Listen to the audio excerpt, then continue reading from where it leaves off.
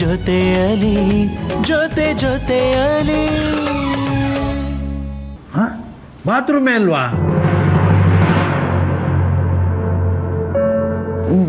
ಮೆತ್ತಿಗೆ ಅಮ್ಮ ಕೇಳಿಸ್ಕೊಂಡು ಇನ್ನೊಂದು ದೊಡ್ಡ ಸೀನ್ ಕ್ರಿಯೇಟ್ ಮಾಡ್ತಾರೆ. ಶಾಲಿನಿ, ನಿಮ್ಮ ಯಜಮಾನ್ರಿಗೆ ಏನು ಇಷ್ಟ ಅಂತ ಕೇಳಲೇ ಇಲ್ವಲ್ಲಮ್ಮ?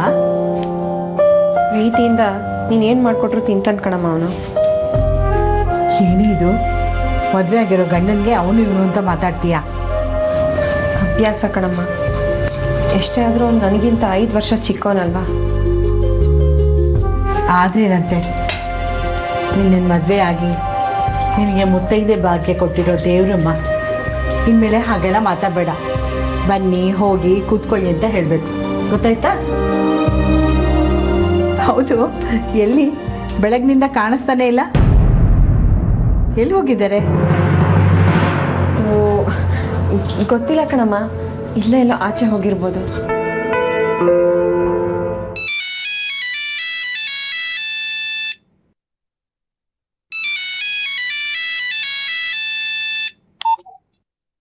ಹಲೋ, ಹೇಳಿ. ನಾನೇನ್ರಿ ಹೇಳೋದು?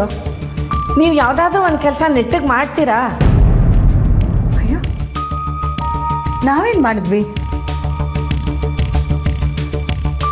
ಅಲ್ರಿ, ದೊಡ್ಡ ಮನುಷ್ಯ ಮನೆ ಹುಡುಗ ಹಳ್ಳಿನಾಗ ಬರಬೇಕು ಅಂತ ಮದುವೆ ಮಾಡ್ಕೊಂಡ್ಬಿಟ್ರೆ ಸಾಕ? ಅವನ ಉಪಚಾರಕ್ಕೆ ಒಂಚೂರು ವ್ಯವಸ್ಥೆನಾದ್ರೂ ಮಾಡ್ಕೊಳಕ್ಕಾಗಲ್ವಾ ನಿಮ್ಮ ಕೈಲಿ? ನಮ್ಮ ಕೈಲಾದ ಮಟ್ಟಿಗೆ ಮಾಡ್ತಾ ಇದ್ದೀವಲ್ಲಮ್ಮ. ಹೌದೌದು, ನೀವು ಮಾಡ್ತಿರೋ ಉಪಚಾರ ನಮ್ಮ ಮನೆ ಬಾಗಿಲಿಗೂ ಬಂದಿದೆಯಲ್ಲ.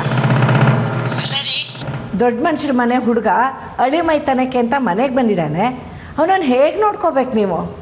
ಅವನೇನು AC ರೂಮ್ ಕೇಳಿದ್ನ? ರಾಯಲ್ ಟ್ರೀಟ್ಮೆಂಟ್ ಬೇಕು ಅಂತ ಕೇಳಿದ್ನ?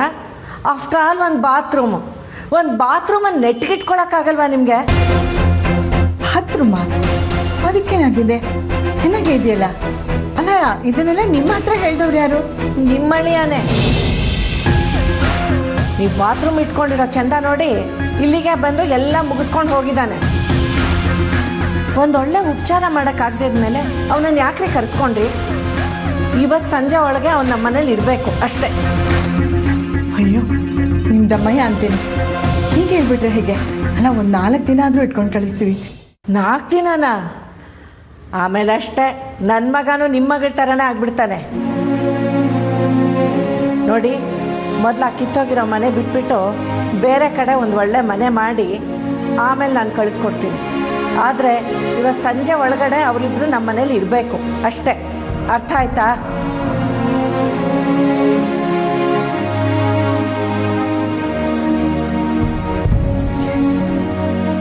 ಶಾಲಿನಿ, ನಿಮ್ಮ ಯಜಮಾನ್ರಿಗೆ ಅಷ್ಟೊಂದು ಕಷ್ಟ ಆಯ್ತೇನೆ ಇಲ್ಲಿ?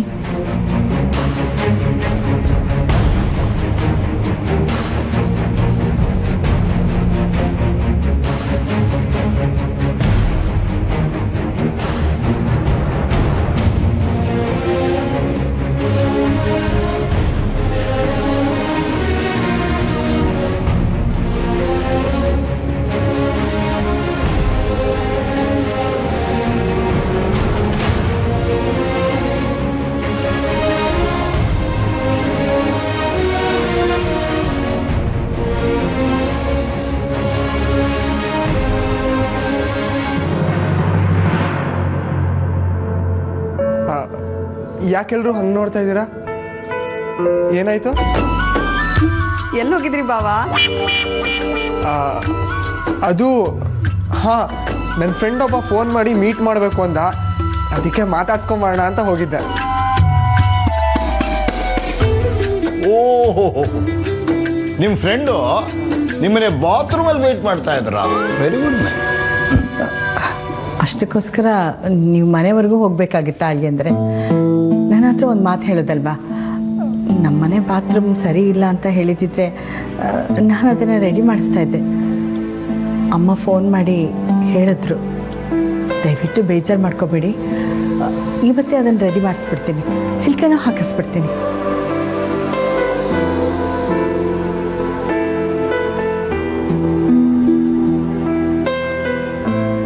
ಬಾವಾ,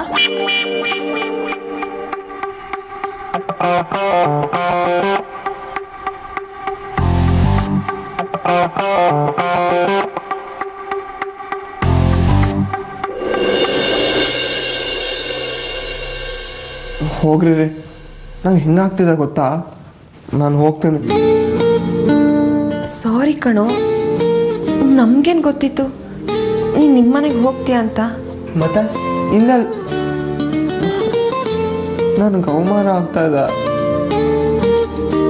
ಸಾರಿ ಕೇಳಿದ್ನಲ್ವಾ, ಸಾರಿ. ಬೇಕಾಗಿಲ್ಲ. ಬಾತ್ರೂಮ್ಗೆ ಹೋದ್ಮಾನ ಬೆಣ್ಣೆ ಹಚ್ಚಿದ್ರೆ ಬಂದ್ಬಿಡುತ್ತಾ? ನಿಂಗೆ ಮಿಠಾಯಿ ಮಾಡಿಕೊಡ್ತೀನಿ, ತುಪ್ಪ ತಿನ್ನಿಸ್ತೀನಿ, ಬೇಜಾರು ಮಾಡ್ಕೋಬೇಡ್ವೋ. ಹೋಗ್ರಿ ರೀ, ನಂಗೆ ಹೆಂಗಾಗ್ತಿದೆ ಗೊತ್ತಾ? ಅತ್ತೆ ಮನೆ ಉಪಚಾರ ಅಂದರೆ ಹೆಂಗೆಲ್ಲ ಇರುತ್ತೆ ಅಂತ ಅಂದ್ಕೊಂಡಿದ್ದೆ. ನಾನು ಹೋಗ್ತೀನಿ ಅಷ್ಟೆ. ಕ್ಷಮಿಸಿ ಹೇಳಿದ್ರೆ ನಮ್ಮ ಶಕ್ತಿಗೆ ತಕ್ಕಾಗಿದೆ ಈ ಮನೆ. ನಿಮ್ಗಿಂಥದ್ದನ್ನೆಲ್ಲ ನೋಡು ಗೊತ್ತಿಲ್ಲ, ರೂಢಿನೂ ಇರಲ್ಲ. Aunty please. ನನಗೆ ಅರ್ಥ ಆಗುತ್ತೆ ಅಳಿಯಂದ್ರೆ. ಹಾಗೆ ನೋಡೋಕ್ಕೋದ್ರೆ ನಮ್ಮದೇ ತಪ್ಪು. ಉಪಚಾರ ಮಾಡೋಕ್ಕೆ ಯೋಗ್ಯತೆ ಇಲ್ಲದೆ ಇದ್ದರೂ ನಿಮ್ಮನ್ನ ಇಲ್ಲಿ ಕರೆಸ್ಕೊಂಡ್ವಿ. ಅವಮಾನ ಆಗಿರೋದು ನಿಮಗಲ್ಲ, ತಲೆ ತಗ್ಗಿಸ್ಬೇಕಾಗಿರೋದು ನಾವು. ಪ್ಲೀಸ್ ಆಂಟಿ, ಹೀಗೆಲ್ಲ ಮಾತಾಡಬೇಡಿ. ನಾನೇ ನಿಮ್ಮ ಮನೇಲಿ ಫೆಸಿಲಿಟಿ ನೋಡ್ಕೊಂಡು ಬಂದಿಲ್ಲ. ನಿಮ್ಮ ಪ್ರೀತಿ ಬೇಕಿತ್ತು, ಅದು ಸಿಕ್ಕಿದೆಯಲ್ಲ, ಅದು ಸಾಕು ನನಗೆ. ದೊಡ್ಡ ಮನಸ್ಸಳಿ ಅಂದರೆ ನಿಮ್ಮದು. ತುಂಬ ಸಂತೋಷ ಆಯಿತು. ಬನ್ನಿ, ತಿಂಡಿ ತಿನ್ನೋರಂತೆ. ತಿಂಡಿ ತಿಂದ್ಬಿಟ್ಟು ಇಬ್ಬರು ದೇವಸ್ಥಾನಕ್ಕೆ ಹೋಗಬೇಕು. ಮುಡುಕು ತೆಗೆದಿಟ್ಟಿದ್ದೀನಿ. ಬಾಮ್ಮ.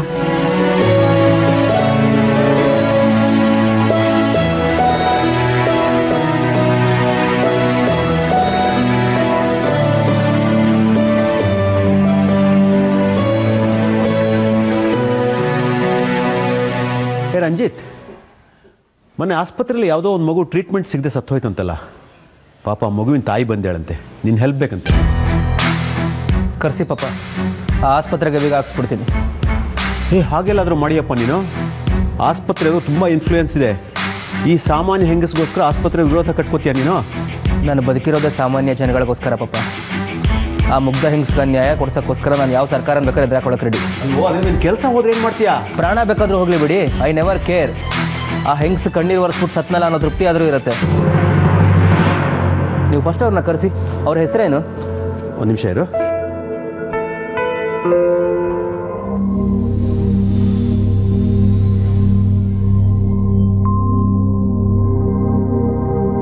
ಹಾಂ, ಪಾವನಿ ಅಂತ.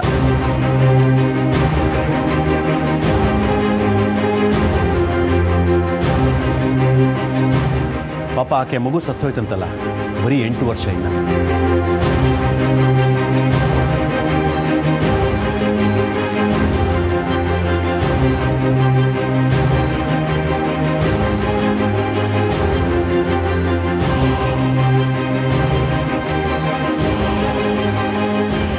ಪಾವನಿ ಅಂತ? ಹಾಂ, ಪಾವನಿ.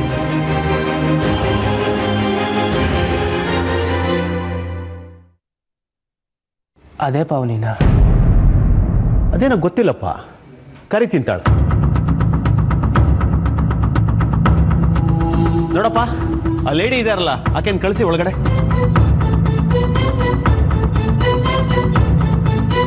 ಅಲ್ಲ ಪಾಪ, ಅವಳನ್ನ ಹಾಗೆ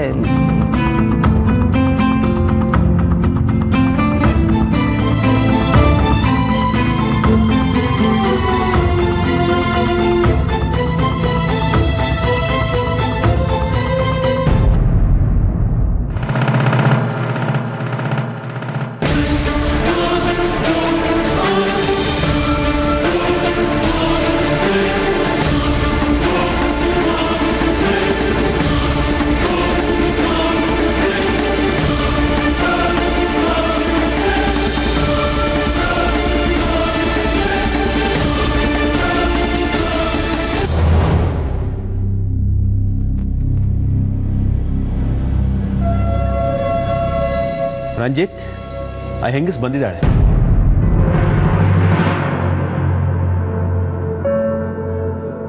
ನೋಡಿಮ್ಮ, ನಿಮ್ಮ ಕಂಪ್ಲೇಂಟ್ ತೊಗೊಂಡಿದ್ದೀನಿ. ನಾಳೆ ಬೆಳಗ್ಗೆ ಹೊತ್ತಿಗೆ ನಿಮಗೆ ಪರಿಹಾರ ಸಿಗುತ್ತೆ, ಇಲ್ಲ ಆಸ್ಪತ್ರೆಗೆ ಬೀಗ ಬೀಳತ್ತೆ.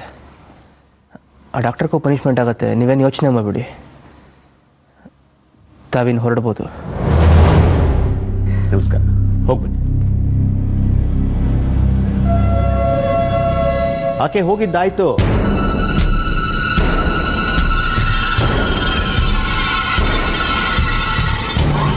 ಅವಳೇನಾ ಪಾಪ? ನನಗೇನೋ ಗೊತ್ತು, ನಾನು ಆಕೆ ನೋಡೇ ಇಲ್ಲ.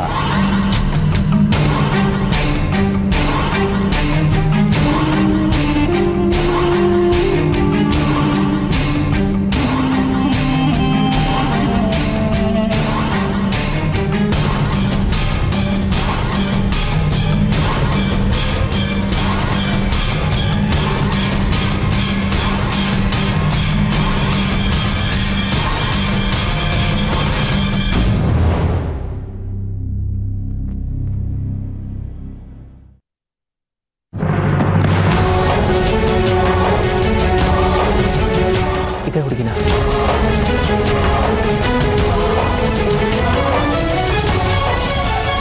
ಸರಿಯಾಗಿ ಕಾಣಿಸ್ತಿಲ್ವಲ್ಲ.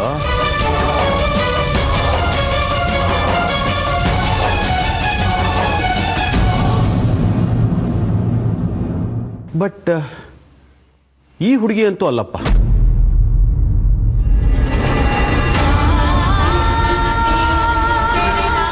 ಅಪ್ಪ, ಇನ್ಮೇಲೆ ಯಾವತ್ತೇ ಆಗಲಿ ಎಲ್ಲಿಂದಾನೇ ಆಗಲಿ ಪಾವನಿ ಅಂತ ಹೆಸರಿಟ್ಕೊಂಡವ್ರು ಬಂದರೆ ದಯವಿಟ್ಟು ಅವ್ರನ್ನ ಅಲ್ಲಿಂದಾನೇ ಕಳಿಸ್ಬಿಡಿ. ಆ ಹೆಸರಿಟ್ಕೊಂಡವ್ರ ನೆರಳು ಕೂಡ ನನ್ನ ಹತ್ರ ಸುಳಿ ಕೂಡುದು.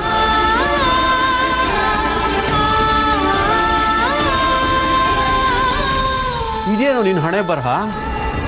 ಇಡೀ ರಾಜ್ಯನೇ ಬದಲಾಯಿಸ್ಬಿಡ್ತೀನಿ, ಮಂತ್ರಿಗಳ ವಿರುದ್ಧ ಹೋರಾಡ್ತೀನಿ, ಕೆಟ್ಟವ್ರನ್ನೆಲ್ಲ ಮಟ್ಟ ಹಾಕ್ತೀನಿ ಅಂತೆಲ್ಲ ಹಾರಾಡ್ತೀಯಾ? ಅದ್ಯಾರ ಹುಡುಗಿ ಹೆಸರು ಹೇಳಿದ್ರೆ ಯಾಕೆ ಇಷ್ಟೊಂದು ಹೆದರ್ಕೋತಾ ಇದೆಯಾ ನೀನು? ನಾನು ಯಾಕೆ ಹೆದರ್ಕೊಳ್ಳಿ ಪಾಪ? I don't bother about any girl. After all ಅವಳೊಬ್ಳು ಹಳ್ಳಿ ಹುಡುಗಿ. ಇಷ್ಟೊತ್ತಿಗಾಗಲೇ ಯಾರನ್ನೋ ಮದುವೆ ಆಗಿ ಒಂದೆರಡು ಮಕ್ಕಳಾಗಿ ಎಲ್ಲ ಒಂದು ಕಡೆ ಸೆಟ್ಲ್ ಆಗಿರ್ತಾಳೆ. ಅವಳು ಯಾವತ್ತೂ ನನ್ನ ಡಿಸ್ಟರ್ಬ್ ಮಾಡೋಕ್ಕಾಗಲ್ಲ.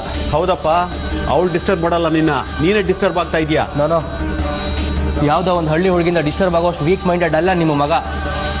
ನಾನು ಸ್ಟ್ರಾಂಗ್ ಆಗಿದ್ದೀನಿ, ಕಾನ್ಫಿಡೆಂಟ್ ಆಗಿದ್ದೀನಿ. ಪಕ್ಕದಲ್ಲೇ ಪ್ರಳಯ ಆದರೂ ಕೂಡ ಡೋಂಟ್ ಕೇರ್ ಅನ್ನೋಷ್ಟು ಗಟ್ಟಿಯಾಗಿದ್ದೀನಿ. ಇದನ್ನೆಲ್ಲ ನಾನು ನಂಬಬೇಕು ಅಲ್ವಾ?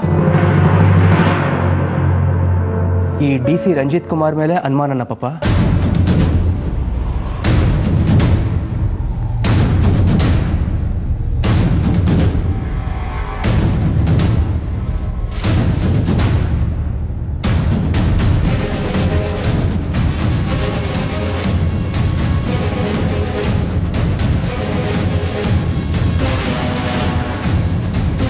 ನೋಡಿದ್ರ ಪಾಪ, ನನ್ನ ಪಾಲ್ಗೆ ಪಾವನಿದು ಅಂತ ಇದ್ದಿದ್ದ ಕಡೆ ನೆನಪು, ಕಡೆ ಸಾಕ್ಷಿ. ಅದು ನಿಮ್ಮ ಮುಂದೆನೇ ಚೂರು ಚೂರು ಮಾಡಿದ್ದೀನಿ. ಈಗ ಕ್ಲಿಯರ್ ಆಯ್ತಾ?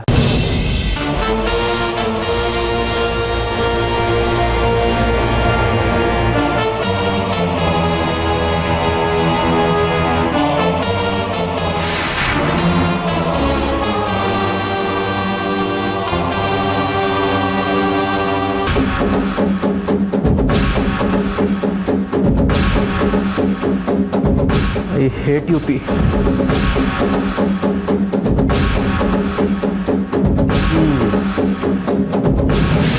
ನಿನ್ನ ಗುರಿ ಸಾಧಿಸೋದಕ್ಕೆ ಇವಳೊಬ್ಬಳು ಅಡ್ಡಿ ಆಗ್ತಾನೇ ಇತ್ತು.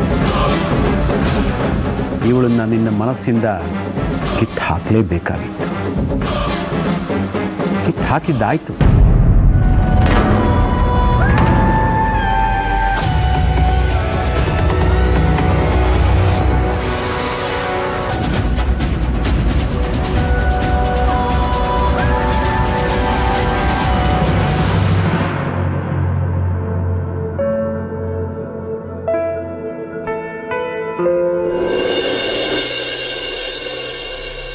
ಅದು ಜಾಗ ಚಿಕ್ಕದಾಗತ್ತೆ ಅಂತ ಡೈನಿಂಗ್ ಟೇಬಲ್ ಹೊರಗಡೆ ಹಾಕಿದ್ದೀವಿ.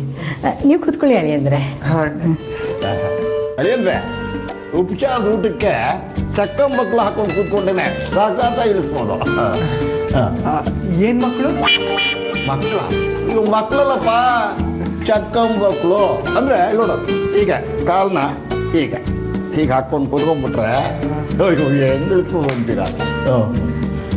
Very nice word uncle, I like it. Shalini ಬನ್ರಿ.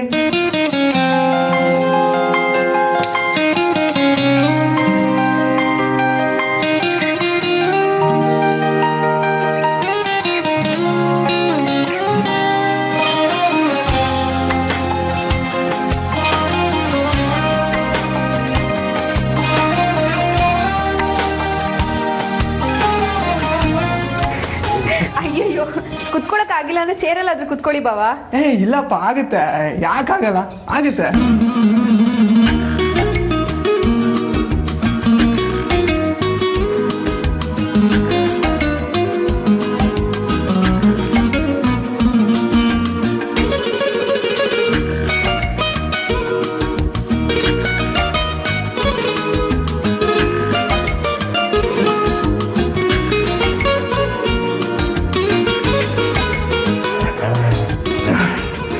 ವಾವ್, ನಾನು ಚಕ್ಕ ಮಕ್ಳು ಹಾಕೊಂಡ್ಬಿಟ್ಟೆ. S S.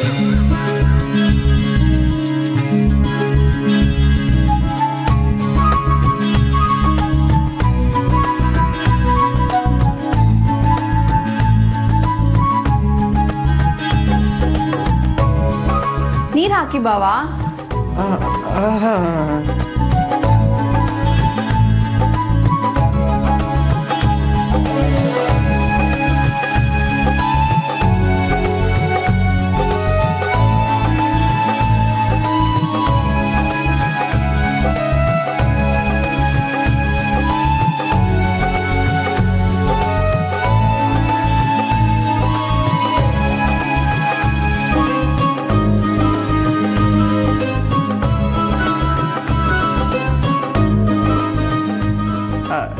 ಏನಿದು? ಕಂಬಿಟ್ಟು ಅಳಿ ಅಂದರೆ ಇದು ಕಮ್ಮರ್ ಕಟ್ಟು, ಇದು ಮೆಂತ್ಯ ದೋಸೆ. ಇಲ್ಲಿ ನೋಡಿ ಅಳಿ ಅಂದರೆ ನಾನೇ ಮಾಡಿದ್ದು ಬೇಡ. ಇದು ಬೆಂಡೆಕಾಯಿ ಪಲ್ಯ, ಇದು ಕರ್ಜಿಕಾಯಿ, ಇದು ಹೆಸರುಕಾಳು ಪಲ್ಯ, ಇದು ಆಂಬೋಡೆ, ಇದು ಬದನೆಕಾಯಿ ಗೊಜ್ಜು, ಇದು ಸೋರೆಕಾಯಿ ಗೊಜ್ಜು, ಇದು ಇಡ್ಲಿ, ಇದು ಪಳದ್ಯ,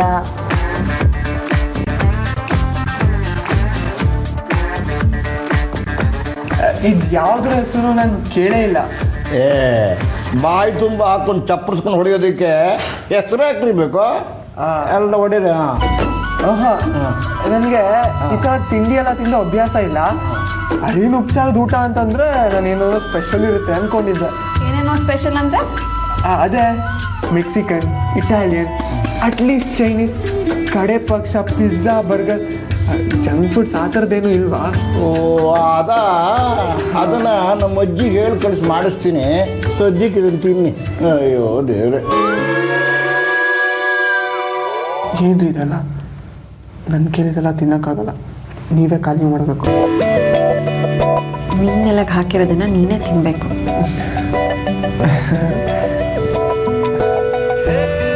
ನನಗಿದು ಇಷ್ಟ ಇಲ್ಲ ರೀ.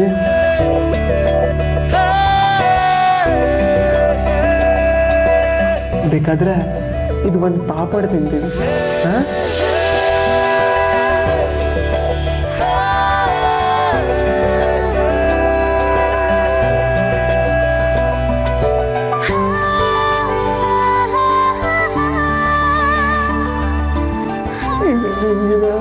ಅದು ಅರಳಸಂಡಿಗೆ ಅಲ್ಲಿಂದ್ರೆ ತುಂಬ ಚೆನ್ನಾಗಿದೆ ಅಲ್ವಾ? ತುಂಬ ಚೆನ್ನಾಗಿದೆ. ಇನ್ನೊಂದೆರಡು ಹಾಕಿ. ಇನ್ನೇನು ನೆಂಚ್ಕೊಳ್ಳೋದಕ್ಕೆ ಹಪ್ಪಳ ಹಾಕಿದ್ದಾಯ್ತಲ್ಲ, ಜಮಾಯ್ತು.